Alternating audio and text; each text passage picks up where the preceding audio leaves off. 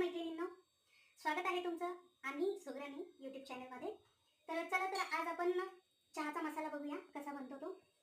मी आज तुम्हाला बनवून दाखवणार आहे. त्याकरता आपल्याला लागणार आहे हे साहित्य. तर मी तुम्हाला दाखवून देते किती प्रमाणात आहे ते.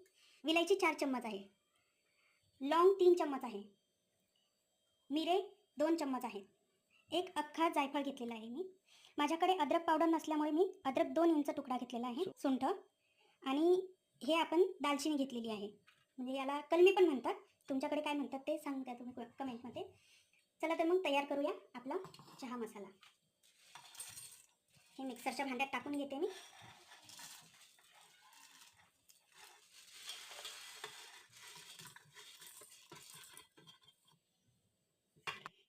हे मी याचा पावडर केलेला आहे मिक्सरमध्ये. हे आपला झाला आहे रेडी चहा मसाला. नमस्कार.